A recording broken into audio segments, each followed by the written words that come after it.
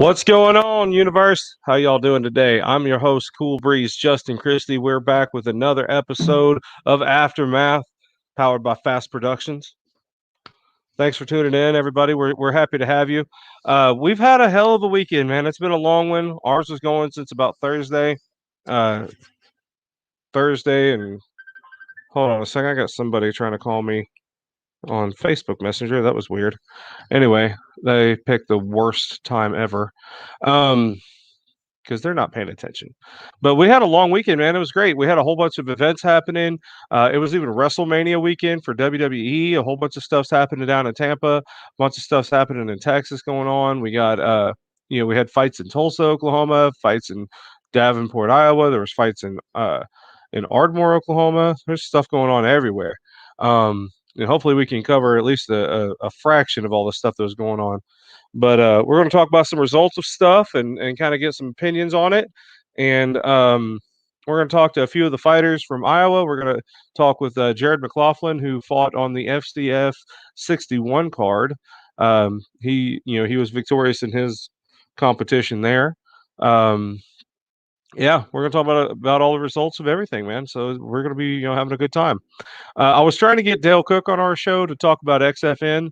Xtreme Fight Night out of Tulsa happened at the River Spirit Casino in Tulsa. But real quick, let's talk about some of the results of that. I think they only had about 8 fights on there. So the first fight was a 133-pound kickboxing bout featuring Asher Fernandez out of Texas versus Oscar James. Let me see. I think Oscar won that one. Yeah, it was a decision to Oscar James. We had an MMA bout, 142 pounds for Jordan Gloria versus Malik Thompson. I think Malik Thompson stopped Jordan Gloria in round 1 with an onslaught of strikes. It was a TKO with that. The third bout, kickboxing, 170 pounds. Carlos Hernandez taking on Devin White. Carlos took that fight on 48 hours notice. Drove all the way up from San Antonio, Texas, because he was out on a job out of town doing that. His employer, McDaniel's Diversified Services LLC, led him off for that fight. Just super last minute. So they were supporting him for that, but he ended up losing that by TKO to Devin White. But that one was kind of controversial because he got struck in the groin twice, and referee Kevin Super Kicks Nix didn't see that second low blow and counted him out anyway. Bout number 4, MMA, 155-pound title fight versus Cristobal Renteria versus Tracy Reeder. And it was round 1. Anyway, it was a unanimous decision. They said Reeder was getting beat up pretty bad in round 1 and got saved by the bell. Said Renteria, outstruck him in round 2 and was able to take him down a lot in round 3 as well. So he won the unanimous decision. Congratulations to Cristobal Renteria. Bout number 5, it was an MMA bout, 126 pounds, Raul Garcia versus Jimmy Natividad.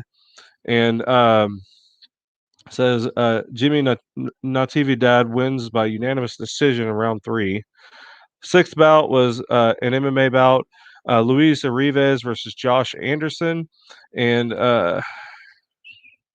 apparently Luis Arrives, I'm maybe mispronouncing his name, and he injured his knee and wasn't able to continue, so Josh Anderson took away the TKO victory. Bout number 7 was an MMA fight, Arnolfo Valiquio versus Michael Billups. Says in a high-octane fight that came out of the gates fast. It was a fast-paced fight. Let me see here. Michael Billups won a unanimous decision on that one. And in bout number 8, it was a 155-pound XFN kickboxing championship, professional kickboxing championship. Rome Lindsay fought Alfred Freight Train Walker. Alfred ended up taking away the win on that one via TKO in round 3. That was a kind of a controversial one as well because Alfred Walker hit, I think, 2 or 3 like low blows on him. He got a point taken away in round number one um, for some low blows. Uh, Rome Lindsay was dominating round one and two, and got kicked low again in round three. And then shortly after that, I think Rome got up too quick. He got hit in the gut and ended up getting head kicked. And for some reason, Kevin Nix didn't even give them a standing 10 count. He just immediately waved it off. Rome was immediately back up to his feet. So we're not sure what happened there, where the breakdown in communication or if there's like a rule change last minute or something. I'm not sure what's going on with that. But your winner and still champion, Alfred Freight Train Walker, congratulations to him for his victory. All right, I'm gonna bring up mindset of Tulsa. I'm going to bring up Jared McLoughlin to talk about all the things that happened at Freestyle Cage Fighting on April 10th, Saturday. So, without ado, please welcome back to my show, Mr. Jared McLoughlin. Jared, how you doing? I'm good. How you doing, big dog? Man, I am finer than frog hair split four ways. Whoever you were talking to, you tell them Justin Christie said hi and that we love them. Justin Christie said hi. He said he hates you. Yeah. All right, I let him know. Long time. Love them long time. It may be too buku. We don't know. Man, congratulations on your win. Tell me how your fight went. Man, it went all right. We came out. He fights for Bare Knuckle FC. I was expecting a stand-up battle. I don't know what it is that got into him, but I could probably guess. And he shot real early. Went for a guillotine for a second. Thought better of it. Figured I wouldn't give him an easy way out. Hit a nice crackdown. Took his back. Got my tight waist in, and just started beating the hell out of him till the ref stopped it. Right on. So, how was the overall experience for FCF? Awesome, man. FCF is the best show in town. I don't know if you've gotten to see them live, but it is quite impressive, the show they put on. We sold out every single ticket. I mean, people were getting turned away at the door in hordes, you know. There was not a single seat left. There was no room to even sit down. Everyone was on their feet. Everyone was standing. I got to walk out through a tunnel of supporters. It was an awesome feeling. The production was awesome. It was a great night to be Jared McLoughlin. Awesome, brother. Hell yeah. So what's next for you, man? We're looking at the summer. We're looking at maybe July. I'd like to do the 4th of July weekend, put on a nice red, white, and blue ass whooping show, you know, for everybody to come out and get drunk and celebrate. I'd like to fight Brandon Wright next. I fought Brandon Wright whenever I was 19. It was my first main event. I had just turned 19 years old. I was still a teenager, and Brandon was probably the only guy who managed a level of success for longer than 30 seconds, a minute on me. You know, he actually was able to hold me down for a round or two. He was burying his head in my chest. You know, he wasn't doing damage. I was setting up submissions, but he was able to stay on top and control me. And to this day, that's left a sour taste in my mouth. I subbed him in round 2 when I was 19, so I'm excited to see what I'd be able to do to him now that I'm a man. Right on. What has Brandon been up to lately? I haven't seen him around. He hasn't fought since he main evented Rage in the Cage, and he put Chad Box out in the first round. He submitted him. It was a pretty nice showing by Brandon Wright. Chad sucks. Chad's funny, but Chad sucks, you know. But it was nice by Brandon. That's what you got to do to guys who suck. You put them out in the first round. You know, it's the same thing I just did.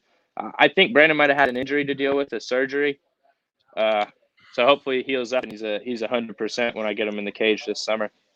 Okay, awesome. That'd be fun. Do you know which promotion you might be fighting for that one, or who's in talks with that? Jared McLaughlin's promotion, FCF. Those are my guys. I'm sticking with those guys. I'm not leaving their show for anybody. Okay, sounds good. All right, man. Well, hell, I wasn't able to find the results online for the FCF. They haven't posted them online that I've seen. Do you know any of the results of the fights from that night? Yeah. If you got a specific one, just shoot me a question, ask away, and I'll tell you if I know. I got the whole list. We got Colt Billingsley versus Ken Fajardo, first match of the night. Man,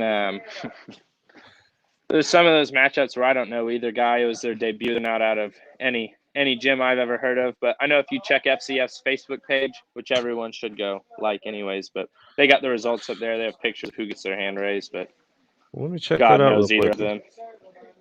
of them. I understand that. Let me check this out. There were some good performances. I know Igor had a thunder kick, had a nice snap kick KO. Some Okay. nice stuff. Some good work by some people. James Krause and a few guys out from Glory MMA. Anybody out of James Krause's gym always does a good job of mixing the martial arts. You know, I think he's a pretty good coach. They Right had a on. good showing. Won a belt or two. I'm checking to see if they have their results. They posted their pictures online, so if anybody wants to see pictures from the event, they're on Yeah, there. I know the heavyweight fight. Brian Porritt, Huggy Bear, he got submitted with a guillotine. I don't know the guy's name that he fought. He had a short sleeve hoodie and sunglasses on at the weigh-ins. I'd imagine his name's something douchey like Spencer or something like that, but he won. Anthony Garrett. Anthony Garrett, there it is. Something douchey. That's funny. Something like that. You're always on one. That's what I love about you, brother. Can't beat that. I don't see their results. Nope, they don't have the results up that I can see. Well, shit. I'm I'll tell already you the result that matters. Jared McLoughlin. 59 seconds. 59 seconds. Wow, 59 seconds. that's pretty quick. Yeah, you fought Drew Lipton, man. He had over 30 fights, 30-something 30 fights. pro fights. I want to That's say I crazy. put him out of there probably as fast as anybody. Faster than Chris Lytle put him out of there. Chris Lytle fought in the UFC. I was pretty happy about that. There you go. Well, maybe we'll be getting to see you in the UFC before too long. Eventually. Wouldn't be too bad. So you're moving on to what, 3-2 now? 3-2 now, yep. 4-2 next. 5-2, 6-2, 7-2, 8-2. There you go. Hell yeah. All right, brother. Well, hell, do you got any friends, family, teammates you want to give a shout out to, sponsors? You know, I don't have anyone to give a shout out to, Justin, but I do have some news for you. I don't know if you hear. You're actually speaking to Oklahoma's newest brown belt, bro. You finally got your brown belt. Finally, man. It took Summer a while. Seaborg and I were just talking about that this weekend. Like how you are a high level purple belt that should have already been a brown belt. Now that now you got a belt that matches. These guys are in trouble. And Justin, you know what's hanging out right above the belt? Above it, what? Right above the belt. That's a 6-pack, bro. That might be 8. I've been eating unhealthy though since the fight, so we'll see. Maybe it's only 6. I don't blame you. That's when you're supposed to eat unhealthy. Uh-huh. Just right after the fight. Then you got to get back into the shit. Well, hell, man, congratulations on both that and your new belts. That's pretty awesome. New division at the tournaments. So that'll be fun. I appreciate you having me on, big dog. Yes, sir. It's always a pleasure. Like I said, you're always welcome on my show, and thank you so much, man. So congratulations, and we'll be talking to you before you fight again. Yes, sir. Till next time, brother. Yes, sir. See ya. All right, guys, you just heard from Jared McLoughlin right there. I'm still looking for these results from the FCF. I mean, they haven't posted them on here, I don't think. No, they haven't. So I'm just gonna skip that. That's okay. Real quick, they had there's a whole lot of stuff that happened this week, and we just talked about Jimmy Flick just retired from MMA. Apparently, that's kind of a crazy thing to happen. Let me find the story real quick about it. Goodness sakes.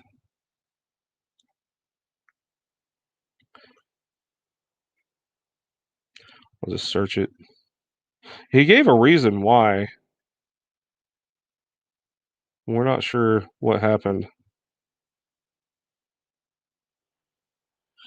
All right. Okay, here's the story. This is from MMAfighting.com. Says UFC's Jimmy Flick explains retirement decision. We have no 401k. We have no fallback.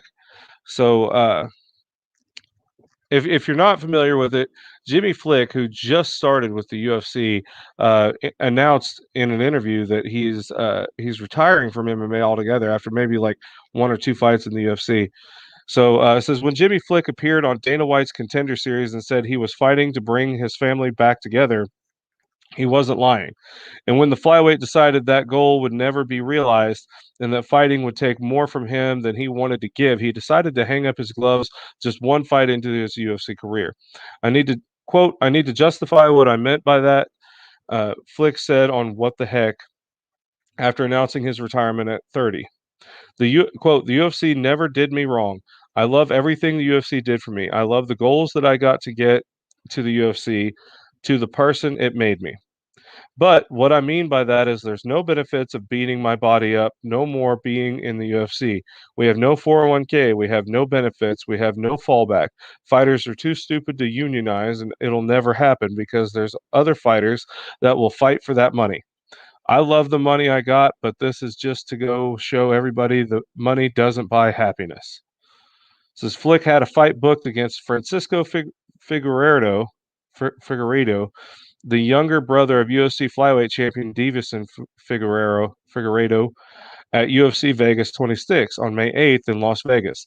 But after a stutter step in the octagon debut, a UFC Vegas 17 meeting with Cody Durden that was delayed by 2 weeks when Durden came down with pink eye, he struggled to find his groove in the gym. Then Flick had a conversation on Easter weekend with his father, his former coach and mentor who'd fallen away from the sport, he said, due to drug addiction. That conversation was part of the catalyst for his decision to completely alter his path in life and give up a promising career in the octagon that had started with an eye-popping bonus-winning victory for Flying Triangle. Quote, I haven't talked to my father very much, and that conversation made a big difference on me in my life, Flick said. I thought my dad was going to change his life to come be in my corner in the UFC, to be there like I told people in the Contender Series. I thought that would change my dad's life. I thought it would change my brother's life. I thought it would let them know I still want y'all there. I want y'all in my life. I believe in y'all. I love y'all. We did this together. And it didn't make a difference. So I found out I was fighting for all the wrong reasons. I was still fighting to get my dad back, to get my brother back, to have my family there again, for my girls to see my dad and my brother, and it didn't matter. Flick's goal now is to write a book about his journey to the UFC and up and down path that took a decade to materialize, and focus on being a good father to his wife and daughters.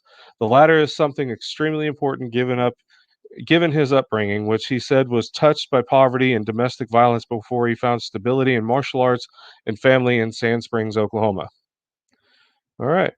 Well, there you have it, ladies and gentlemen. Jimmy Flick retiring from MMA because he wants more time with his family. And, I can't blame him for that. I mean, family is what's supposed to come first in your life, man. So, uh, yeah, he's going to go do work and provide for his family. So that's awesome to him. So if Jimmy Flick is watching, brother, we support you. We love you. Thank you for everything you've done in and for the sport of mixed martial arts. If you ever come back, you'll be welcome back with open arms. All right. So with that said, please let me welcome to you a managerial legend in the sport. Like we said before, he's the former CEO for M1 Global, currently promoting the Kombat Kickboxing tournaments. Had one this past weekend on April 10th in Davenport, Iowa. Please help me welcome Mr. Monte Cox. Monte, welcome back to the show, brother. How you doing? Good. Everything's doing well. Outstanding. So you had an event this weekend, man. How did that go? It was long. Yeah. We started out with 42 fighters, and I think we ended up with like 36 or 37. We wanted to make sure that they got as much out of the event as possible. We tried to set it up so they could fight twice. We had people coming from South Dakota, from Milwaukee, from Chicago. We wanted to make sure that they didn't drive all that way and get a 30-second win or loss and be done. So we set up a bunch of 4-man brackets and did the tournaments. So who we have on with us today is some of the tournament winners from over the weekend. Outstanding. Tell me, how was the crowd for that show? It was okay, around 400 people, but you don't get, we only had about 8 local guys. It was mainly people coming from all over, which was good. That's kind of what we wanted, was to make some new connections with different camps, take a look at who's out there, who's good. And then this was like a trial for our bigger shows that are televised, boxing and kickboxing. That the next one's June 5th. It's a chance to, if you excel in this, we will work to get you, in a bigger show. Awesome. That's going to be pretty awesome. I can't wait to see how some of these tournament winners are going to, come to these next shows and see what they're going to do from there. So Yeah. this may be a jump start to a pretty cool kickboxing career for these guys. Yeah, and there's not much kickboxing going on in Iowa, so we're trying to bring it back a little bit. That's awesome. There's a lot of kickboxing this weekend. They had the United States Muay Thai Association down in Ardmore, Oklahoma as well. I tried to get Troy Green to come and join us, but apparently they had a 2-day tournament with like 130 fights. Wow. And that was a lot of data to collect. And he just got done tearing down his equipment like a couple hours before we started our show and hasn't really gotten a chance to really settle down and get everything situated for it. But right. Well, hopefully on my next aftermath, I'll bring him on and we can talk about that anyway. But yeah, kickboxing's starting to balloon up as well. And across states as well. I mean, we're here in Oklahoma. You guys up there in Iowa. That's pretty awesome. All right, so if you could pick it, I mean, I know you've already got your winners, but who do you think was fight of the night?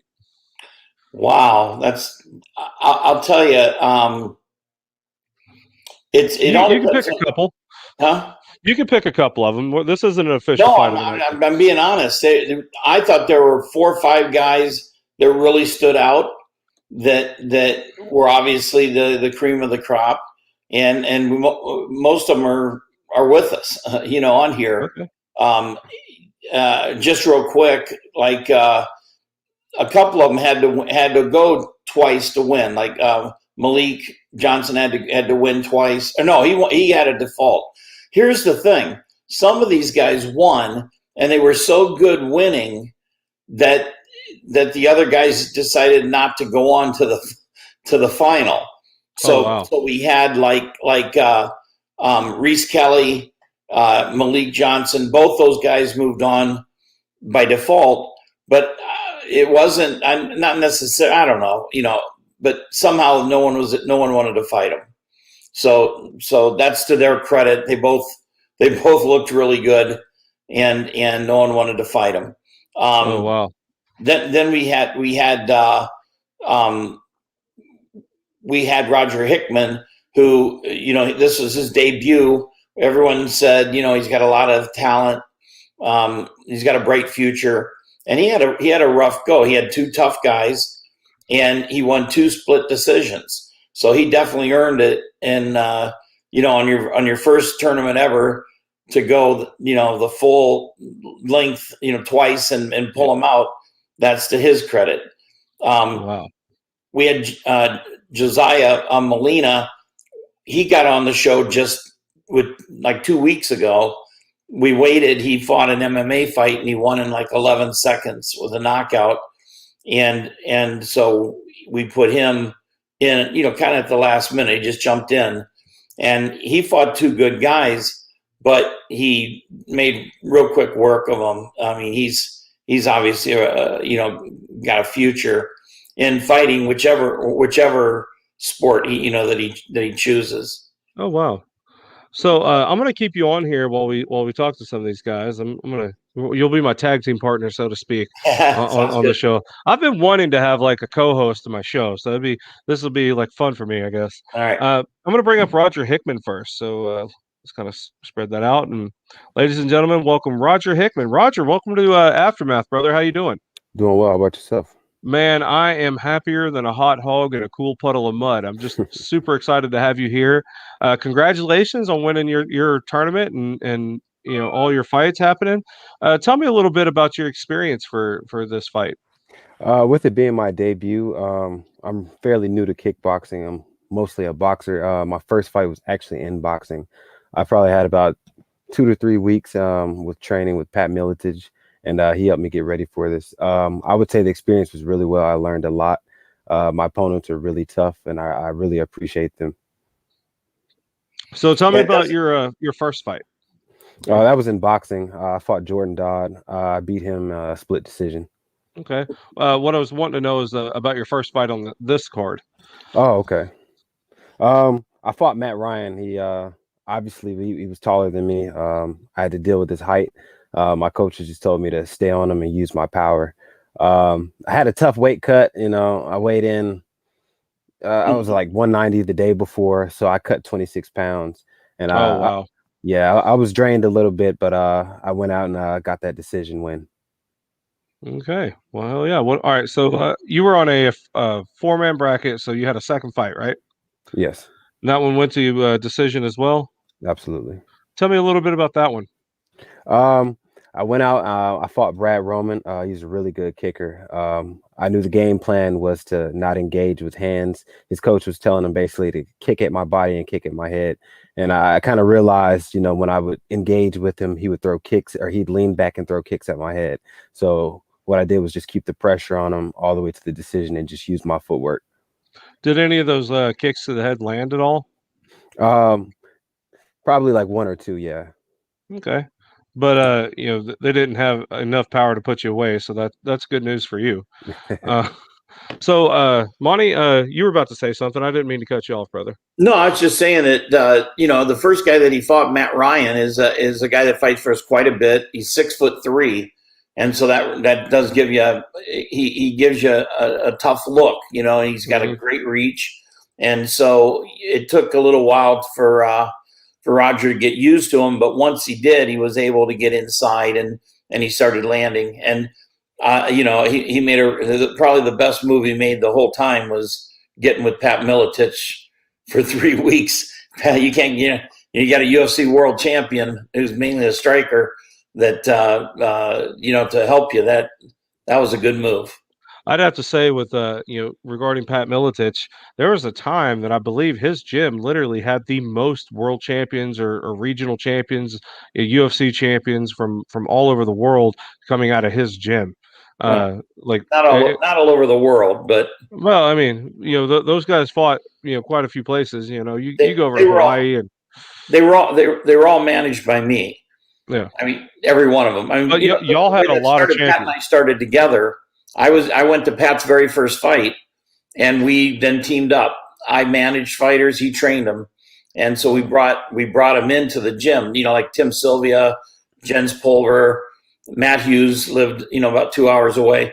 We brought them all into the gym, but they were all from mostly Midwest guys, really. Because Pat liked that wrestling part of it, and he thought he could convert the wrestlers, but.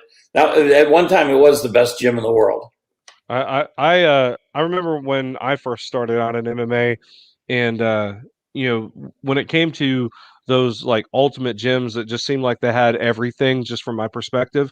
The Miletich fighting system was like top of the line for me. That was like a dream to be able to get ever go there one day, and it never transpired for me. But I was living in Southeast United States, but it's just one of the gyms that I think I respected the most. So for Roger to go train with a legend like Pat Miletich before his fight, that's a smart decision.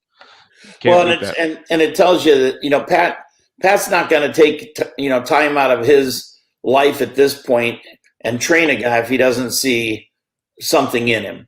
And so if Roger didn't have a future and potential, Pat's got lots of things to do other than than to help him. So it's to his credit. And I thought the thing that I was the worst thing about Roger for this fight was that he didn't watch his weight leading up to it. Mm-hmm. The best thing about Roger in this fight was even when he was obviously not going to quite make weight, he really did bust his butt to lose all that weight to get close. And that it would have been easy to walk away and say, oh, I'm not going to fight. So I thought that to me right there showed me that, he's someone that we don't mind putting some time into. Right on, right on. So, Roger, what's next for you, buddy? I'm looking to conquer the MMA scene next. My striking, I would say, is pretty good, but nobody has seen my ground game yet. I'm a pretty decent wrestler. I've got a good group of guys with me. I'm waiting to make a show. Sounds good. Sounds good. Well, brother, do you have anybody you want to give a shout out to? Any friends, family, sponsors, teammates? My sponsor is My Ride. It's actually my dad's business. It's spelled My Ride, RIDI. It's a ride share business. Shout out to my mom. She was always there. Shout out to my coach, absolutely, Pat Miletich. Shout out to Tim Hernandez. for giving me this opportunity. Shout out to Monte as well for allowing me to fight on his card and giving me a second chance. And that's about it. Outstanding. Well, Roger, congratulations from your brother. I mean, I look forward to seeing you in the MMA world, man. That's going to be fun too. Thank you very much. All right, take care, brother. You too. Amen. All right, guys, you heard it right there from Roger Hickman. He won his tournament at Kombat Kickboxing. I'm still joined with Monte Cox here, which is an honor and a privilege to have anyway. So we're gonna get Malik Johnson up next. Tell me a little bit about Malik, Roger or Monty. Ugh. Well, I mean, Malik came in, and I was told that he was the tough guy of the gym, and he's representing Red Schaefer, Academy in Milwaukee, and I knew Red Schaefer. He fought for me back when he was young. So when Red had hair, that's why we called him Red. Now he's bald, but yeah, and so I knew he was going to be good, and he came out. He had a pretty competitive fight the first round, and won by split decision, and then he moved to the finals, but there wasn't anyone that to fight in the finals, so he got a walkover. Would have liked to have seen him fight again. Okay, right on. Well, real quick before we bring him up, I want to kind of give a shout out to our show sponsors. Of course, the Firm Sports Management Group. For all your fighter management needs and next level fighter representation, representing fighters across the globe, choose the Firm Sports Management Group to take your fight career to new heights. Special shout out to Gangsters of Glass in Lawton, Oklahoma, for all your support. Shout out to Spartan MMA in Springtown, Texas. Thank you for your support as well. And a special thanks to Southern Lawn Care in Oklahoma City, Oklahoma, for all your support. We appreciate you. And real quick, want to give a shout out to professional fighters Chris KV Vereen and Tony Clanton for your support this weekend for the XFN show. All right, so with that out of the way, I'm going to bring up Malik. All right, Malik, welcome to the show, sir. You're on mute, by the way, so make sure you check that before you start talking. Hi. How you doing, brother? Good. Thanks for having me. Hey, it's an honor to have you, man. Congratulations on your tournament victory. Tell me a little bit about that stuff, man. How'd that first fight go that night? The first fight to me kind of went worse. It kind of didn't go too good how I wanted to go. I wanted to get a finish. Kind of little anxiety went in there, and Okay. kind of didn't go the way we planned on it. What made you anxious? I don't know, just first time being back in front of a crowd, I'm assuming, but I think June 15th that'll be a better performance in my book. Okay, right on. Is it June 15th or June 5th? June 5th. Okay. June 5th. That's okay. I just want to make sure we had the dates down because tickets are going to be on sale before too long, so they're ready to go for it. So yeah, man, that's pretty awesome. Monty was telling me that before you came in there, he was hearing that you were kind of the tough guy at the gym. Tell me a little bit about your reputation and where you come from in martial arts. I started out doing boxing with Benny and Akazi, and just pretty much just hanging out with the heavyweights in the gym, just slugging it. Awesome. It's pretty much just getting in there. Yeah, his trainer Benny kept calling me, and he'd go now he goes, Malik, he'll fight 125, he'll fight 135, and you need someone at 145. And I'm like, good, relax, you can only fight twice. Yeah. He goes, oh, okay. But I know he really wanted to fight a second time, and right. We just couldn't, find anybody that wanted to step up and fight him. He looked good in his fight, and I think he would have looked better in his next one because as the fight went on, he got better. Okay, right on. So, was this a 2-fight bracket, the four-man bracket? Yeah, but okay, but there was no one in the end. I can't remember what happened or why. Okay, my mind's kind of a mush after seeing all those fights and everybody. But I remember that no one wanted to fight it. Malik may know. So what happened on that, Malik? I was told that he hurt his shoulder. He hurt his shoulder prior to his first fight. Okay. That's all I was told. Okay. I went with that. That makes sense. Well, that was pretty awesome, man. I'm glad you're able to come out with that victory. What do we expect next from you, man? What do you got on the cards? Looking forward to June 5th. And whatever next is that, whatever after that. Awesome, brother. What's it like training with Red Schaefer? Some days is normal, some days is wild. It's every day is different. Yeah. Yeah. But He was a tough guy. He was really good, 20 years ago. What is he still pretty tough now? Yeah, he always giving something me different to worry about in the gym when we come to sparring. So every day he always different pressure on me. So that's good. He's a good guy. Yeah. Awesome. Well, do you have any friends, family, teammates you want to give a shout out to? Sponsors? Shout out my teammates, my coaches, Montel for having me on the fight. You for having me on your podcast, and yeah, that's it. Awesome, brother. Well, I appreciate your time. Do you got anything else you want to say to the Talk Before the Walk universe before we head out on this one? Make sure you tune in for my next fight, and God bless. All right, brother. God bless, man. I appreciate your time. Everybody, that was Malik Johnson, a tournament winner for Kombat Kickboxing as well. We got a couple more fighters coming up. We got Reese Kelly and Josiah Molina. I'm going to get Josiah up first because I think his feed was kind of cutting out. I want to make sure he's not going to never. We just lost. Okay, we just lost the last one. Okay, so let me bring up Josiah Molina. Josiah, welcome to the show, brother. How you doing? Good. How are you guys doing? Man, I'm all a Twitter with glee. I'm happy to have you on here. Congratulations on your tournament victory. How'd it go for you, man? Thank you, man. Thanks for having me on. And it went good. My first fight was stopped by ref stoppage, and I went back and I watched it, and I kind of see where the other coach was kind of upset about the stoppage because it was kind of a push more than it was a knockdown. So I wish we could have maybe went a little bit longer just to get a little bit more work in. But the second fight was a unanimous decision, and I watched that one, and I feel like that was definitely the right decision for sure. I'm just glad that I got the opportunity.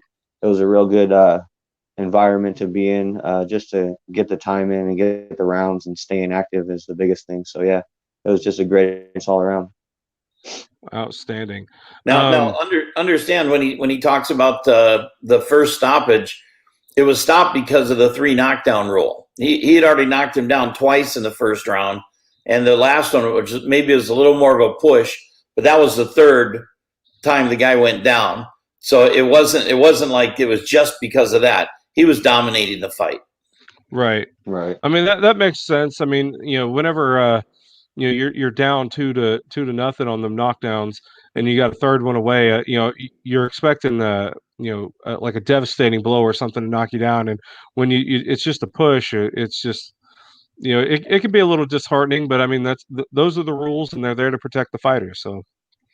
And I told him that we told the ref. We actually had a pretty good ref in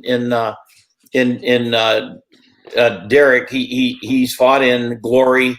And he runs a kickboxing school. I thought he did a pretty good job considering you had so many fighters of different levels and some a little wild. And I thought he did a pretty good job controlling everything.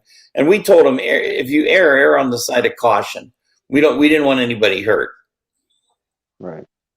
Yeah, absolutely. So, I mean, it sucks, but I mean, at this level right now, it's better to protect the fighters, and your opponent then will definitely come back and fight another day, and he's not going to have that brain damage or any of that other stuff coming in, because they decided to let him get knocked down 15 times and just see if they can count him back up.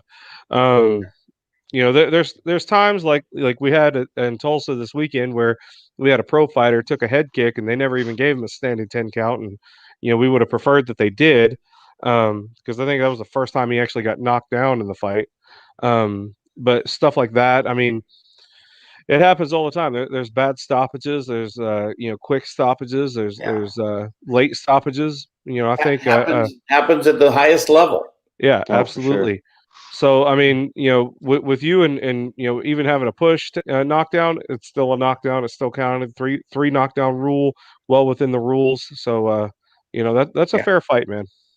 It's an interesting thing with Josiah here. He's so soft spoken and and so laid back until he gets in the ring, and then he's like a wild man. I mean, he comes out, he's all action, and he's fun to watch. But there's no feeling out time, for him. Like we said, he had an 11-second knockout earlier in MMA and stuff, and it was fun to watch him fight. It's the first time I've seen him. Mark Kilberg told me, this guy's really got a future, and Jeremy Castro is the one that first called me and said, can you get him on? And those are two pretty good guys to, I believe in those guys. They know what they're talking about. And then he came out and was very impressive. Outstanding. It's always the quiet ones, man. He is too. I'm not one for confrontation, but I'm definitely, I would say that I'm built for fighting for sure. Something it's got to be in my blood, I would say. Hell yeah. So, what do you got in your future, Josiah? What's on the cards for you? It sounds like I'll be on the June 5th card, so I'll definitely be doing that. And then sometime in the fall, hope to get a match, whether it be kickboxing or MMA or whatever. Just the main thing is just staying active and just always better. There's a lot of things that I saw just watching my 2 fights over the weekend that I definitely need to improve on and sharpen up. So that's just the main thing, is staying active and make sure that I don't get complacent and staying humble and just staying to the grind. Because I took a little bit of time off when I was younger, from 21 until I was about 25. So something that I should have never done. I should have stayed where I'm at now instead of leaving back. So it feels good to be back where I should have been the whole time, and now I'm just going to stay where I'm at and keep at it for sure. And most people don't realize that he's 46 years old. He looks so much younger. Are you really 46? I'm 27. I was like, holy crap. Yeah, no, I took about a 4.5, 5-year layoff, like I said, between 21 and 25 or 26, and did some not things and made some not so good decisions. But it's my story, and everybody's got a story. It's just how I use those things to motivate me to keep doing what I'm doing, to make sure that I stay on the right path. So yeah. Well, we're looking forward to we keep trying to find guys that we can move into the bigger shows and put them on television, and hopefully someone will see them and help them with their career and move on. Our goal is not to keep people in our show. Our goal is to watch them develop, get them on TV, and then hopefully get them somewhere. That was my deal with MMA. I put 160 guys in the UFC. And that was what I wanted to do. I didn't want to keep them in Extreme Challenge. I wanted to develop them and move them on. Make them rich, so when I'm old, someone will take care of me. Right. Totally get that. Well, Josiah, do you have anybody you want to give a shout out to? Any friends, family, sponsors, teammates? Most importantly, my wife and my kids, obviously. They're my rock, they're my support. My jobs, my gym, my friends, and my family, just everybody that supported me over the years. And recently, now that I've started back into fighting, and obviously Monte and his promotion for having me on such short notice and giving me an opportunity to fight again in June for him. So I'll be looking to definitely put on another show, and just keep the momentum and keep growing, keep learning, and stay active. So awesome, brother. Well, I certainly appreciate your time. Congratulations on your victory. Looking forward to seeing what's next in your future, brother. Yeah, thank you guys for having me on. I really appreciate it. All right, thanks, man. All right, guys. We just heard from Josiah Molina, coming off of his tournament victory as well. Real quick, Monte, we have a mutual friend who wanted to kind of say hi, I guess. Our friend Jonathan Ivey. He goes, Justin, do you know who you're talking to? That's freaking Monte Cox. Jonathan was fighting way back when, Oh yeah, that's who I made my pro debut against. Was it really? Yes, sir. I was insane. I was an insane fighter. I'm only 37 years old. How is that possible? Man, I'm only 36 myself. No, yeah, he's actually been on my show a few times. We cover his fight promotion out of Tennessee, out of the Nashville Yep. area, Middle Yeah. Tennessee area. The Jonathan Ives Cage Fighting Championships. They just had an event, I think, back in March.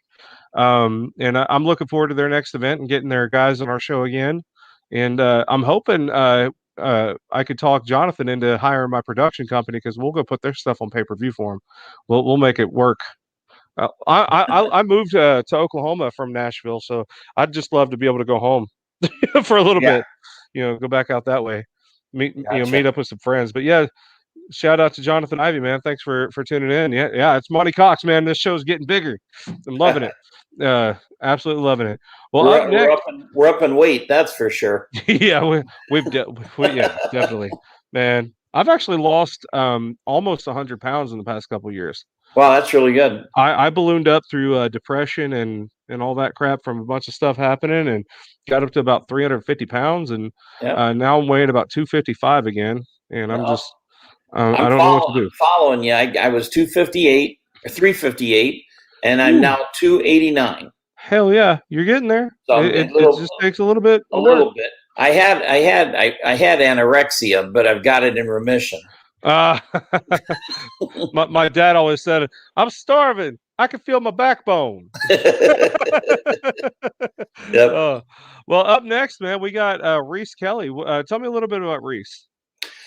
Well, I'll tell you, he is way more experienced, way more relaxed than a guy should be with just early in his career. He probably, out of anybody, looked the most composed. He countered well. He did everything well. He pretty much ran his guy over. And I kind of felt sorry for his opponent in that one. And then the chances of finding anyone to fight him in a second time was not very good. I did try. The answer I got was just like, they just look at me. We look crazy. But he looked very good. Very, very good. He moved well. He handled himself well. If he hasn't fought a lot, then who's ever training him has done a really, really good job of teaching him how to fight. He looked really good. Hell yeah. Well, let's go ahead and bring Reese up here and hear his story. Reese, welcome to the show, brother. How you doing? How you doing? Man, good. I'm hanging in there like a hair in a biscuit.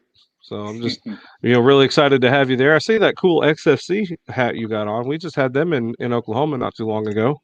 I was there.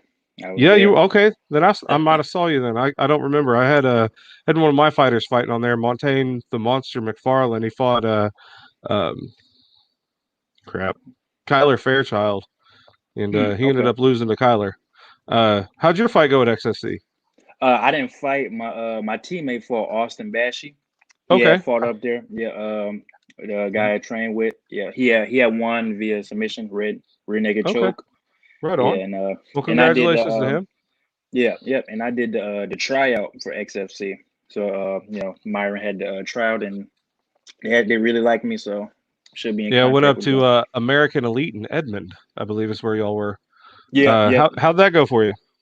It went pretty good. Yep. It was basically just another hard day of practice. So we, hitting pads, grappling, wall work, then 1-2 minute round of kickboxing. So I think awesome. I think I impressed him there. Yeah. Hell yeah. Well, next time you're in town, hit me up. I know we're friends now as of today, so that'll work. It's always good to meet people. Where do you fight out of? Fighting out of Detroit, Michigan. Okay. I got some friends up there. He's up here with me. Okay. I got some friends up that way. Some friends, Sheena Puma Star was up there. She just recently got into some trouble though. She's fought on the bare knuckle fighting championships as well. Sure, appreciate you bringing that up. I'm sure. Yeah, I got love for the woman. She's cool as shit. She's been on my show before, so everybody walks their own path, man. I can't tell people how to live their life. I can't tell people what decisions to make, and everybody lives their own life. And I'm not one to sugarcoat things or lie about anything or cover anything up. So, she's got some stuff to work through on that, and we're going to pray for her and hope she gets through it all. I pray for everybody involved in those situations. So, me, I like peace on everybody. So yeah. But Reese, were you happy with? I mean, you really wanted to fight again, right? Oh yeah, definitely. Yeah, I was didn't drive out there for 6 hours for a minute and a half. Yeah. So well, that's the thing. The one thing we did manage to do out of this tournament was all those guys that came. Every single person did get a fight, and that wasn't easy because people we had 2 people drop out the day before, and then 2 people drop out an hour before the fight. That throws all my matchmaking, all of my tournaments. It just throws it all out of whack. That's a lot of matchmaking to do on the spot. Oh man, I was scrambling. I mean, I couldn't even look up. And then my the guy that was supposed to do the time, really good friend of mine, had a heart attack a couple months ago, and he wasn't feeling well. And he didn't tell me till that day. So I go, oh, looks like I'm timekeeping now. So now I'm timekeeping, and everyone keeps coming over and asking questions. And I'm like, how long was that round? It's horrible. For me, it was, that was the best night of sleep. Finally, I didn't get to bed till about 4 a.m. And, I was just beat up. That's too many fighters and too many fights to deal with in one night. That is a lot. I mean, that's quite a bit. I mean, I don't know how Troy Green did it down in Ardmore. He had, I think, 130 fights or 140 fights, something like that. I will guarantee you he had more help. I hope so. My help was one dude, that came down and an intern. I mean, that was tough. That was, whew. Wow, that's crazy. Not going to do that again anytime soon. We'll stick to the pro boxing. You only do 10 bouts or 12 bouts. So much easier. Shoot. Yeah, hey, next time call me. I might help you. I could come up and give you a hand. I'm experiencing this stuff. I pay $1 an hour. Hey, that's more than I've been getting. Canadian. Ooh, that's worth more than American now. I don't think so. I think almost anything. The Detroit team that came down did really well. They had 4 people, and that was for me. That was part of the fun of the show. Was we had a group of like 7 from Milwaukee, 7 from Chicago. We had a group come from Hannibal, Missouri. We had a group come from Joliet, Illinois. We had a group of 4 come from Sioux Falls, South Dakota. It's kind of fun getting all those guys together and seeing, what people are doing in different parts of the country and how they work. Not like for Reese, who else? I don't know how much you got to watch. Who else in the tournament impressed you? Who else? My teammate Andre Sanders. He won his first bout. Yep. In 125. Yeah. Yep. And then moved up.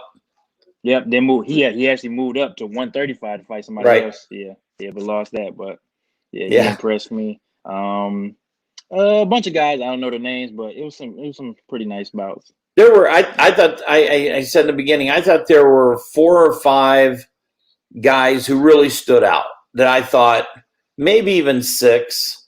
That I thought are guys that we're going to see these guys fight professionally. And you were definitely one of them. And that was the fun part, is to see guys where you're at now. And, 5 years later, you're going, oh man, that dude fought for me, and on the fairground show. Oh, wow. So tell me, Reese, tell me about your first fight of the night. How'd that go for you? And walk me through that for a little bit. First fight of the night went pretty good. Went in there. I was pretty relaxed. I was calm. He was a bigger guy, but so I was expecting him, he was going to have the reach advantage. but I felt something about it. I felt some fear in him, you know, even though I was a smaller guy. So I pounced on that, took advantage of it, because fighting is spiritual, and I felt his spirit, and it was weak, so I had to get him out of there quick. Yeah. Yeah, you know when you have a man beat sometimes. Like I mean, Mhm. even when you walk in, like Mike Tyson, you ever watch him stare somebody down? He never loses eye contact with him. He's Mhm. constantly like, Mhm. as he's back and forth, just staring him right in the eye. And as soon as his opponent breaks eye contact, looks down at his feet or something else, that's when Mike Tyson, the killer inside of him, goes, "I have you. I Yeah. own you now." And you know when you break a man's spirit. So So that's would that something be awesome. bad if Tyson's doing that to me and I start crying? Is that bad? That'd be typical. I mean, Because I would cry. I would Mike cry. Tyson. Had to change your pants. Yeah. Yeah, I do not want that boy hitting me. Holy shit! He's going to eat your children's. So You know, one of my favorite Tyson fights was Michael Spinks. When he drops him and Spinks is on the ground, he's almost going to get up, and then Michael Spinks smart. He was smart, and I know it's going through head going, I get paid the same money whether I just sit here for 5 more seconds or I get up and let that man kill me. yeah, And he just kind of sat back down and just give me the money. That's enough. Right. I don't have Yeah. anything to prove. And at the time I said, that is a smart guy right there. I'm impressed by him. Yeah. You know, Tyson's over there just ready to kill, eat his children. Right. Ugh. So I've got Roger Hickman just sitting backstage. I'm gonna bring him up here just so he can just be part of the conversation if he wants to be. I don't want him just sitting there feeling left out. No, absolutely. So welcome back to Roger Hickman. You're on mute as you know. So if you have anything to comment during this stuff, I want you to be involved. So back to Reese. Tell me a little bit about your second fight. How'd that go? No one would fight him, remember? Oh, really? Yeah. What happened? Did you intimidate everybody in the room? I got as soon as Reese's fight ended, I get on the phone and I call the manager, for the trainer in the back, and I go, your guy going on? He goes, nope. He goes, oh, we'll fight somebody else. And so he did. He did fight, but he just would have been completely lopsided. Reese wouldn't have gained anything from it, and we would have. I didn't want anybody carried out. So in that case, I agreed with him that was the right move at that time. Okay. Very, very smart for that. I respect. Smart. Well, and you don't want to go out and pound some dude that's defenseless. Yeah. I mean, Roger does. Roger likes hitting those defense. No, I'm just kidding. Roger's just gonna put a beating on anybody across from him. It don't matter. When you step in there, that's my spot. Roger says, "Bring me one of those guys that got knocked out earlier. Hit him again." No, just hit everybody. Uppercuts all around the room. Reese, what's your fighting experience? I mean, you looked really relaxed. I've been training in karate since I was 3 years old. So I come from a karate family. My mom did karate, father did karate. So I've been doing that all my life. Right. Started training MMA about 2 years ago. At Mass Gym with Todd Ali, and just learning the game. And so pretty experienced because I've been doing karate tournaments all my life. So fighting is second nature. But, like Wonder Boy. Wonder Boy. I manage Justin Scoggins.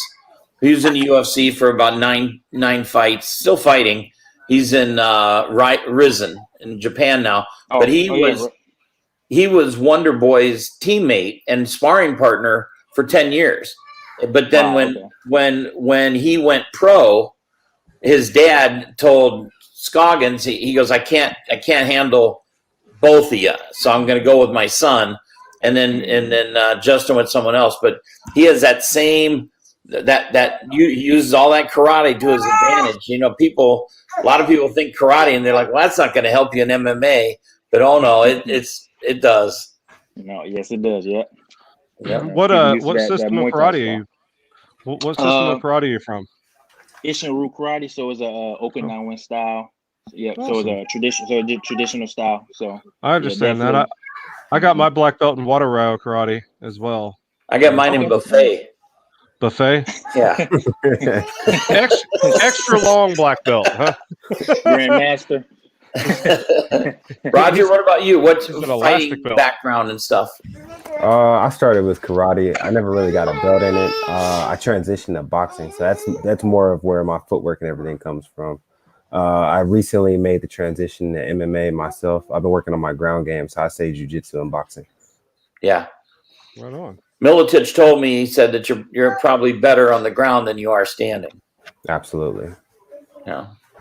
Oh yeah. We'll get to see How that. long did you wrestle? I wrestled for Augustana for about a good 2 months before I blew out my ACL. The Division III college there in the Quad Cities that's known for their wrestling. They're a good wrestling team. But Awesome. I got a chance to train with some top guys and top wrestlers out at Summit Training Center. Yeah. Hell yeah. That's awesome. So Reese, which gym do you train at? I train at Mass Gym in Southfield Martial Arts Institute. So Southfield is my dojo, and my Mass Gym is the MMA gym. So Okay. What's it like training there?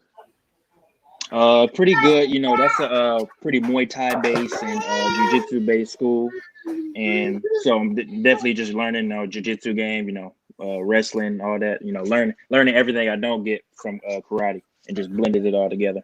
Yeah. Right on. Do you still train in karate as well? Yes, I do. Yep. Because that's my foundation. So I like to add on to it. Yeah. Yeah. And it's smart. It's smart because a lot of guys, I've managed quite a few UFC champs, and like with Matt Hughes, he came in as a wrestler, and then he learned submissions pretty quickly, and then he wanted to learn to strike. He never really got there. He hit hard, but he wasn't a good striker. But he quit wrestling, and then towards the end of his career, he started getting taken down all the time, and it's like, man, and someone says, don't forget your core. You're a wrestler. You still got to wrestle. You can't just stop. And here he is. He's a 3-time All-American, and he's getting taken down by George St. Pierre the second time, who didn't even wrestle high school. Right. So that shouldn't happen. Although George St. Pierre's a exceptional athlete, Yeah. But nonetheless, that wouldn't have happened in the beginning. Well, it didn't. The first time they fought, Matt took him down and submitted him.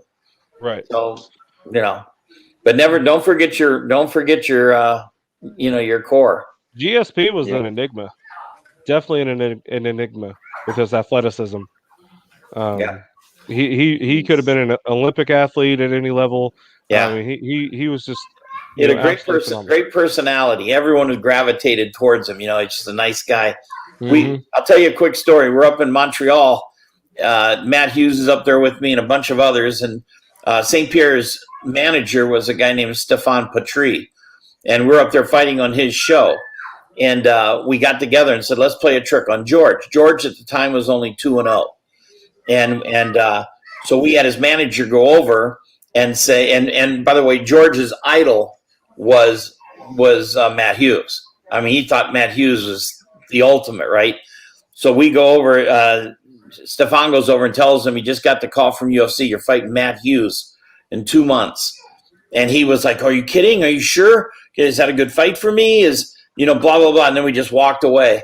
Then we waited. And then we had Matt Hughes come out and get in his face. You think you're going to take me on? You think you're ready for me? He's like, no, I didn't know. I just heard it. I don't know. He didn't know it. And then we just started laughing. And he goes, what? And Stefan goes, we're just kidding you. He goes, oh shit, I got to call my mom because he told her he'd already called his mom. It was so funny. That was George. At the time, he was so timid. And then he turns out to be one of the best of all time. Yeah, well, one of the GOATs for sure. I mean, take nothing away from Matt Hughes because, I mean, you want to talk about a trailblazer in MMA himself, phenomenal athlete. We have a guy that's under the Firm Sports Management Group that kind of has a little bit of the early Matt Hughes style to his fighting. His name's Cody Gallion. and he fought at Rage in the Cage. I want to say 76 in Lawton, Oklahoma, and in that fight, he did a double leg. Lifted his opponent up, walked him across the cage, and dumped him in his corner before pounding him out. And I was like, man, that was just like Matt Hughes used to do. Man, that's a great throwback for that. And his name's Cody Gallion, and we nicknamed him the Warship because he literally carried his opponent across. And one of the reasons why we did that is I was trying to think of a cool name to like the ferry boat on the river Styx or some shit where he's carrying his opponent to the depths of hell to beat him to death, and we ended up with the Warship with it. So Cody Gallion, he's going to be a force to reckon with as well. Matt Hughes has a lot of funny jokes and stuff. I don't know if he's told Roger any of this stuff, but when he met Tim Sylvia, the UFC heavyweight champ, 6'8", 300 pounds, Pat's sitting down and he looks up and he goes, "Holy shit!" He goes, "You're big enough to eat hay and shit in the street." He goes, "Do you fight?" But Tim still remembers that. He goes, "Big enough to eat hay and shit in the street." Oh wow! Hey, what would it be? How could we get Matt Hughes on this show? I wouldn't mind hearing some of those stories firsthand. Well, not now. No. Is he not able to talk very much, or what's going on? I got hit by a train. Yeah, I know that. You can't. I mean, it takes him like 6 seconds to answer, and okay. I don't want to rip on it. It's okay. Tough. That wouldn't be. I didn't know how he was doing. I thought he was getting better and all that stuff. So I'm not real familiar with that. So I was just with him 2-3 weeks ago. Damn. Okay. Well, shit. Dude, he's the only guy on the planet that would have lived through that. Yeah, he's a tough son of a guy. He's just a tough son of a bitch. What happened to the train? He beat the train. Yeah. How did the train look after that? Jesus. My prayers and respect. I mean, absolute respect to Matt Hughes. You want to talk about a guy that like I said, was a trailblazer in our sport. Without him, and apparently you guys, there is no us. So we nothing but love for Matt and his whole family. Yeah, he lived with us for a year and a half. When Pat and I went and got him. Went up to Chicago. He was fighting in a Joe Gotia show. We went up and just grabbed him and said, "Dude, you're coming with us. You're gonna move to Iowa." And drug him back to Iowa, and he didn't have anywhere to live, so he lived with us a year and a half. He finally becomes UFC champ. He's making a whole shitload of money, and I'm like, "Hey Matt, you ever think about moving out?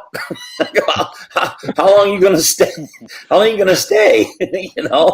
And he goes, "Yeah, I was thinking about that." So, that's funny. Yeah, it's so fun to have he's a farmer. That's what he does. He farms hundreds and thousands of acres. So that dude's up at 5 a.m. Dude, I go to bed at 5 a.m. And he's coming over at 7, going, "What are we doing today? What do we want to do?" And I just want to sleep. That's what I want to do. Those damn farmers, you can't leave them. They won't leave you alone. It's kind of like Brock Lesnar. I mean, of all the stuff that he's done, with WWE, with UFC, and all that stuff, he's still just a farmer. Every bit of show money that he made, he reinvested it into his farms. Now he's got farms in Minnesota and Canada. Working 2 different ones, so he's just building that and building his family's legacy through that. Yeah. So. You always like you're saying about the wrestling and the karate. You take care of your core first. That's where you come from. You build that better. Yep. So absolutely. But yeah, I mean, if you ever get to, well, I know you're going to get to talk to him again. But next time you talk to him, tell him we're sending him love and well wishes from Oklahoma, man. All right. Sounds good. Absolutely. Much respect to that man. Yeah, I didn't know if his talking abilities and all that stuff after getting hit by the train, but. He understands what you're saying, but it takes him a while to register and reply. So I mean, the guys that are close to him, of course, we make fun of him.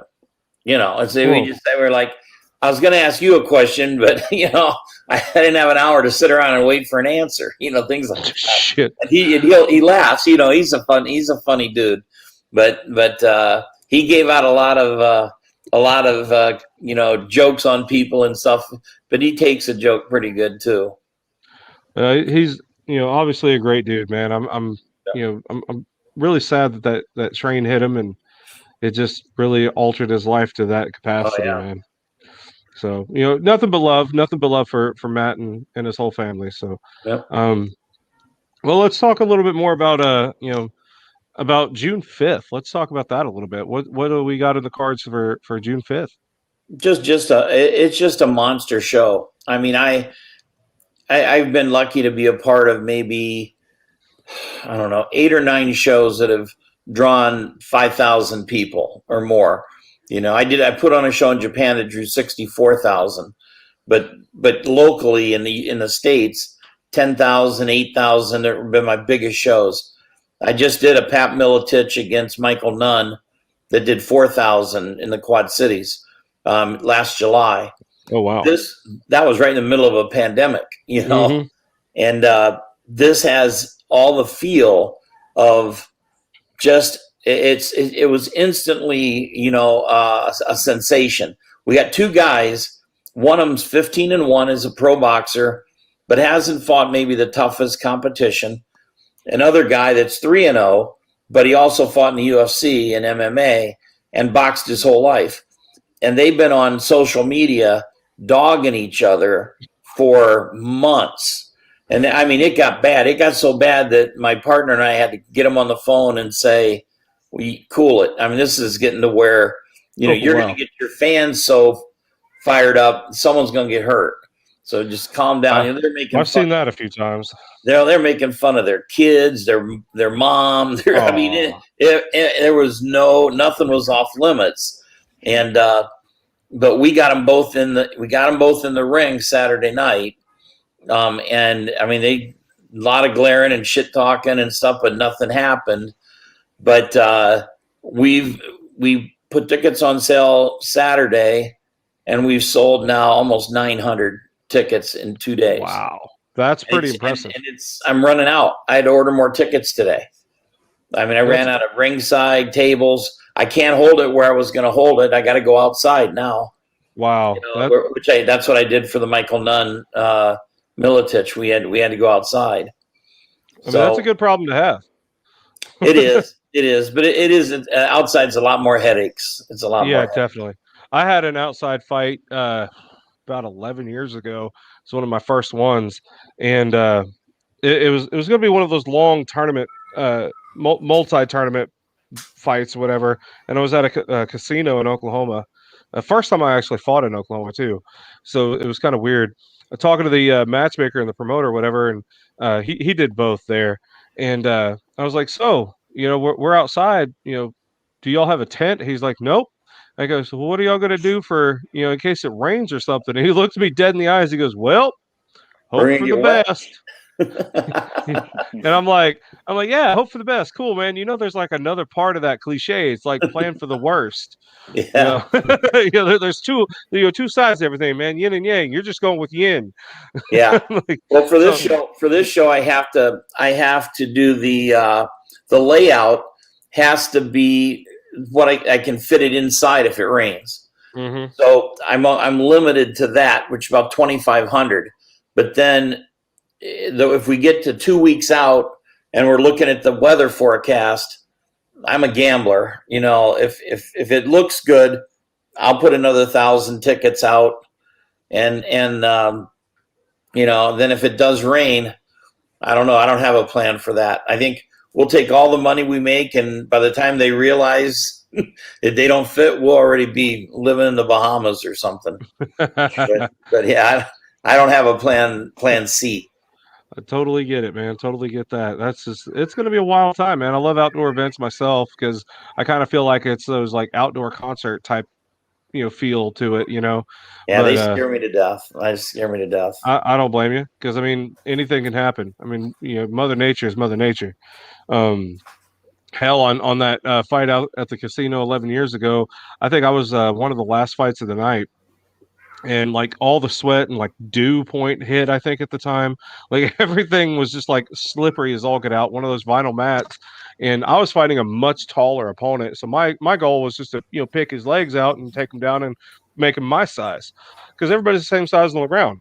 Right. I flopped like a damn whale. I was just poof, boom, boom. Like it looked horrible. It looked like I never knew like what the hell to do. Like it was ridiculous. I could not get any traction. Like my feet slipped out from under me. Then I get on my knees would slip out from under me, and I'm just like flopping around like a fish. Yeah, it's bad. Yeah, it sucked. Hey Reese, are you from Detroit? Yes, I'm from Detroit, born and raised. You are, okay. I've only been up here 3 years, but I just saw a thing online today that the governors they're telling the governor to shut us down again because I did see that. Yeah, I mean, it's like, are we the only state that gets picked on like this? Who's that, Governor Whitmer? And we can't do anything. Like as far as promoters, there hasn't been a show in Michigan in a year and a half, almost going on 2 years. You can't, no, a year and a half. Yeah, a year and a half. You can't. I mean, everything's shut down. I mean, even the restaurants are still at a 25% and stuff. And wherever, like Iowa's been open, they don't even wear masks in Iowa, and their COVID is way better than ours. We keep getting shut down, and the COVID don't get no better. That's crazy. They're saying Michigan's the highest, but yeah. But I saw today on Fox where they said they just want us to believe that it's getting worse. They said back when it was at its worst, there was 150,000 COVID cases a day. Now we got a splurge, and we went from 45 to 60,000. We're still 100,000 a day better than we were, but they're making it sound like this is the worst it's ever been. No, it's not. At one time, we had 5,000 people dying a day. Now we have 300. We're way better. And anyone that, those people that say we aren't, they're nuts. And yet they just, I don't know why they want us. I don't know why they want to shut everything down, but it's like a plan that they're trying to get rid of these businesses. I feel so bad for those guys. Yeah, it's hard to go through, especially economically speaking, where our government seems to be, I guess, starving the people. I guess, from events, from jobs, from like restaurants being at so much capacity. All businesses have to do certain things. Especially early on in the pandemic last year, a lot of factories shut down. A lot of work was just not happening, not available, and it devastated a lot of people throughout our country. Yeah. They pissed off so many people in Detroit, they were going to kidnap her. They were going to get rid of her.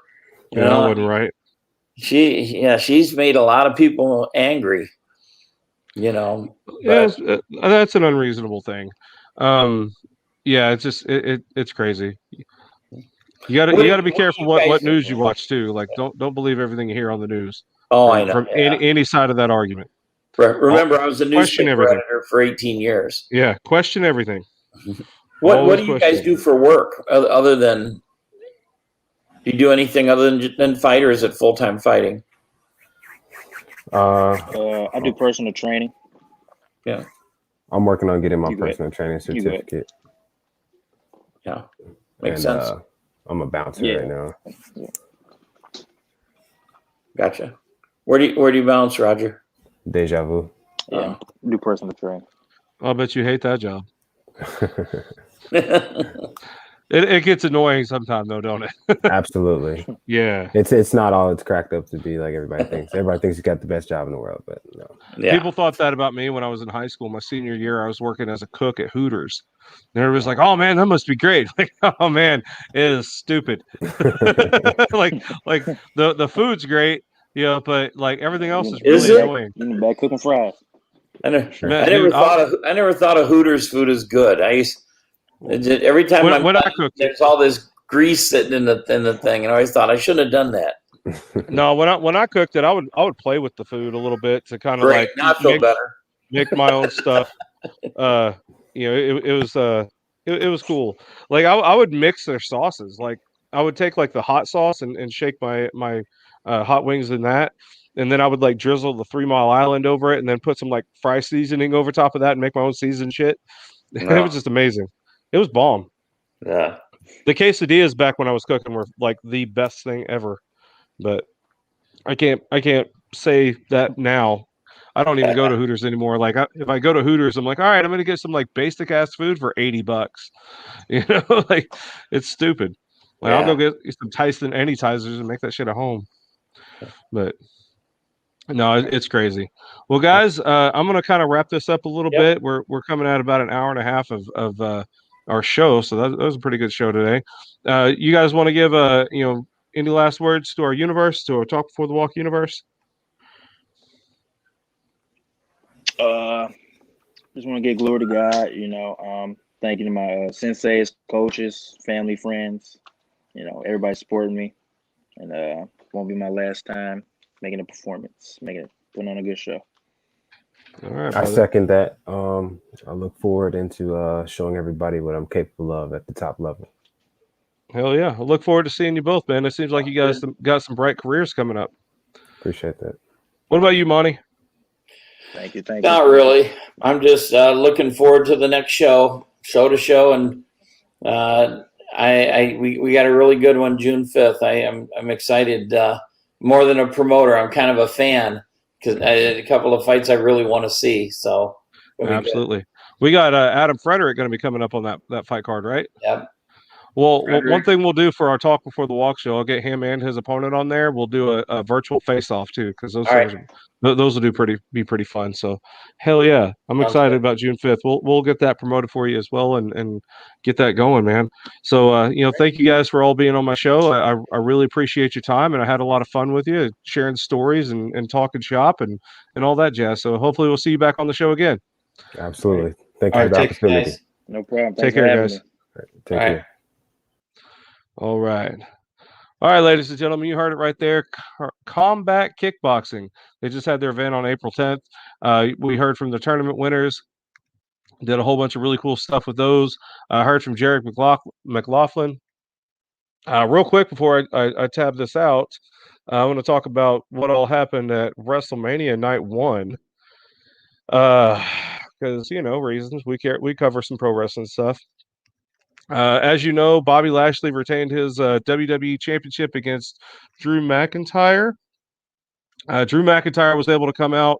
He was the last match of WrestleMania 36, and when they had absolutely no fans in the Performance Center, and he was the first one out during WrestleMania 37 when they had 25,000 fans in the Raymond James Stadium. So that was a big moment for him. You could kind of see the tears of joy to actually see people back in the crowd again. Congratulations to Bobby Lashley for retaining. I kind of like that they kept him as champion. I like that whole hurt business thing. I'm kind of sad they broke him up.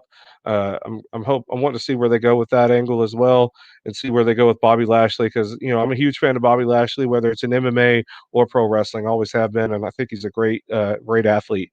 They had a women's tag team championship #1 contenders tag team turmoil match, which saw Tamina Snuka and Natalia Neidhart win that to go on to wrestle against Nia Jax and Shayna Baszler on night 2. So we'll cover that in a minute. Congratulations to them on that victory. Another really cool match that I was looking forward to. I wasn't really into the storyline of it because it was kind of, in my opinion, the whole story was it was Cesaro versus Seth Rollins, and the whole story was Seth Rollins got swung by Cesaro, and it embarrassed him, so he just didn't want to be swung again, and that was literally the whole basis of the feud. But Cesaro ended up winning after a really cool succession of moves. You had what he called the UFO, which is kind of like a fire and scary spin, airplane spin, but he calls it the UFO because he does it with no hands. Like, if you haven't seen that, go check out WrestleMania Night 1 and watch that match, because it was like phenomenal. Seth Rollins hit some moves. I mean, he's just high flying stuff, some stuff that like most people just shouldn't be able to do. Cesaro, superhuman strength. I think after the UFO spin, he ended up swinging Seth Rollins for a record of 23 times, and then hit his neutralizer finish for the victory. So congratulations to Cesaro. That was his first WrestleMania singles match, I believe, and he came out victorious. So I hope they push him pretty well.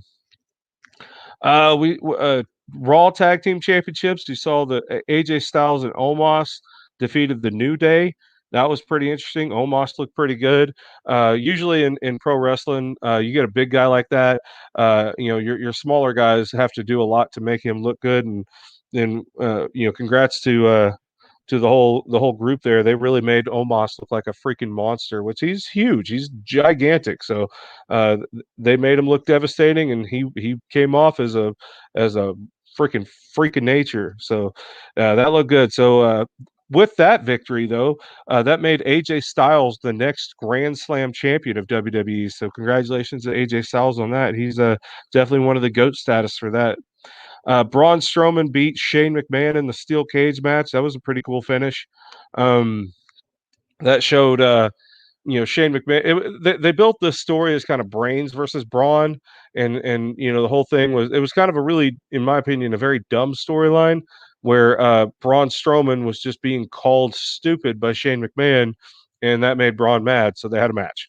I don't understand that build up, but hey, you get a cool high spot off of it. It was cool.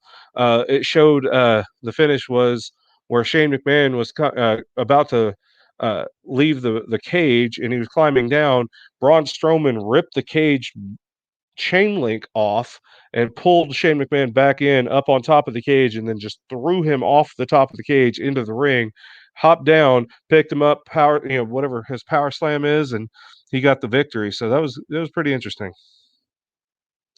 Then another cool one, The Miz and John Morrison took on Damian Priest and Bad Bunny.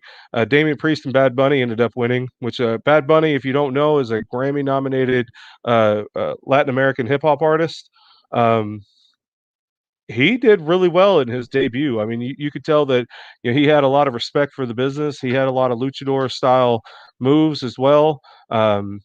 It just had a phenomenal match for somebody who's not a traditional, wrestler from the beginning. So he had this WrestleMania run, got this cool victory at WrestleMania 37, and now he's about to go on tour. So check out Bad Bunny on his stuff, and congratulations to him and Damian Priest on their pretty awesome match. They've got a lot of high reviews online and throughout the pro wrestling community. Another history-making moment. Bianca Belair and Sasha Banks became the first Black women to main event at WrestleMania, and Bianca Belair walked away with the new SmackDown Women's Champion after defeating Sasha Banks. They had a phenomenal match. I mean, you want to talk about reviews through the roof for this match. If you missed it, go back and watch that. It's pretty awesome. Moving on to night 2. There's a lot of bitching and moaning online about this one because they started off the evening with The Fiend Bray Wyatt versus Randy Orton. It was actually, I enjoyed it because I like the storytelling and the creativity behind it. And it's hard to do a lot of the stuff that they were doing leading up to this in front of a live crowd, but they did it. I was very impressed by that. The Fiend, as you know, got burned alive at I can't remember which pay-per-view it was, but one of the last pay-per-views, Extreme Rules or something like that. And it was it was interesting. Like, it's something you don't see in pro wrestling too much. So they literally watched him, and they had the camera switch thing where they put in like a dummy in his costume and burned him alive. And the next thing you know, like Alexa Bliss is summoning him from the depths of hell like a demon, and the Fiend comes back and he looks like he's just charred and burned and everything else and creepy looking. And the beginning of this match when excuse me, when Randy Orton came out, he was waiting for him. Randy Orton sporting some new gear, so that was kind of cool. And then here comes the Fiend, as the charred version of him, and walking down this flaming tunnel, he like transformed into like the old Fiend again, almost. The one thing I didn't like about this match was they kept the red light on the whole time and just kept it dim. I don't like the red light matches. They just take away everything for me. Not a fan of that. But they had a weird angle towards the end where well, let me explain how they brought the Fiend in. They introduced Alexa Bliss, which she was kind of like playground Alexa Bliss. You know, she skipped to the ring, and they had this giant Jack in the Box at the ring, and she turned that giant crank, and after the pop goes the weasel, here comes the Fiend coming out, and they start the Bray Wyatt theme. He flies off and does a clothesline to Randy Orton. It was almost like a 5 minute match, 5 or 6 minute match. I'm not sure. It wasn't very long, but the end showed Alexa Bliss completely in a different outfit, and then she had like this black liquid like coming from her crown that she was wearing, and it just like looked like she was almost like a leviathan or kind of like, I don't know if you want to call it like demon blood or something like that. I'm not sure how she, what they're going with that angle. But then it distracted the Fiend, who was about to go for his finisher, Sister Abigail, and Alexa Bliss was like reaching out to him, and he just like stopped to look at her, like what, like I don't know, he's like, "What are you doing?" type thing. And then Randy Orton hit his RKO for the win, and everybody's confused. Not sure what's going on with that. Hopefully they'll be able to build from that, and we can find out more about like a more in-depth story in the long run. Women's Tag Team Championship match, as we talked about earlier, Natalya and Tamina got an opportunity to face Nia Jax and Shayna Baszler. Nia Jax and Shayna Baszler defeated them via submission, with Shayna Baszler hitting her coquina clutch, I think is what she calls it, or Karafuda clutch. Samoa Joe does the coquina clutch, so it's a rear naked choke. She's an MMA fighter, fantastic. Then we had a pretty awesome match. Kevin Owens versus Sami Zayn had Logan Paul involved for some reason. I guess they needed their celebrity thing for night two. Kevin Owens defeated Sami Zayn via pinfall. They had a pretty cool spot where, kind of confusing for the storyline, but Logan Paul was supposed to be there for Sami Zayn because Sami Zayn has a conspiratorial documentary, and Logan Paul was his guest, and kind of like pushing the documentary for him. And then Sami Zayn lost, and Logan Paul's like, "Nah, man, it wasn't a conspiracy against you. You just lost the match." And then he went over there to congratulate Kevin Owens, and Kevin Owens is like, "Man, don't touch me." And then he comes back at him, and Kevin Owens fakes out like a handshake and does the old Stone Cold Stunner to him. I think they call it the KO Stunner now or whatever. But shades of Stone Cold Steve Austin. Speaking of Stone Cold Steve Austin, for those of you that don't know, WrestleMania 38 is going to be in Texas, so that's going to be cool. I think it's Austin, Texas, in 2022, April 3rd. So that'll be pretty fun. I think I want to go to that. United States Championship, Matt Riddle taking on Sheamus. Matt Riddle ended up losing that match. Sheamus got the victory. It was a pretty cool match. Can't complain about it. It was very technical. Matt Riddle missed a couple of spots, I think, but they made up for it. Intercontinental Championship, Big E versus Apollo Crews in a Nigerian drum fight. The ending saw I can't remember who it was. Kato was a guy that you saw him on Raw Underground in those little fights, but he's in a different character now, so they're pretending like they never saw him before. And he attacked Big E, and Apollo Crews, got the victory and is the new Intercontinental Champion. Raw Women's Championship, Asuka taking on Rhea Ripley. Rhea Ripley beat Asuka to become the new Raw Women's Champion. Universal Championship match was a triple threat between Roman Reigns, Edge, and Daniel Bryan. That was a pretty cool back and forth affair, but saw spear versus spear. I think like one of the cool things is they had like a shoulder to shoulder collision between Edge and Roman Reigns on their spears. And I don't know, like there's a lot of safe ways to do pro wrestling. That hit hard. That hit hard. Like, I mean, you could have dislocated a shoulder like that even by accident. So go back and watch that. That was pretty cool. They had a few series of concertos going on. But the ending saw Roman Reigns beating them both. He pinned them both at the same time, so to retain his championship. So there you go. WWE WrestleMania 37 2021 in the books. We're going to be watching Raw later tonight, I think. It's already on. I think it's over now, so I'll get to watch the replay on DVD, or DVR, but that'll be fun. I don't get to watch too much TV, but I got a night off after this. So yeah. Thanks for tuning in, guys. It's been the Talk Before the Walk. I can't wait to, or I'm sorry, it's been Aftermath. We're going to have some more Talk Before the Walks coming up this week. We've got Rage in the Cage 80. It's going to be a complete 80s theme. Rage in the Cage are going to be happening down in May 8th in Lawton, Oklahoma at the Great Plains Coliseum, 5,000 seat venue. Get your tickets because that place is going to sell out. Rage in the Cage always brings the party. There's an energy to that MMA company that you will not find anywhere else. And I can guarantee you that because I've been going to all these other shows. You're not going to find that energy anywhere else. It's going to be an electric show, especially at the Coliseum. Like it's going to be huge. It's going to be one of the biggest shows I think Lawton has seen in a long time. We're able to go back to full capacity. So, we're going to be rocking the house, man.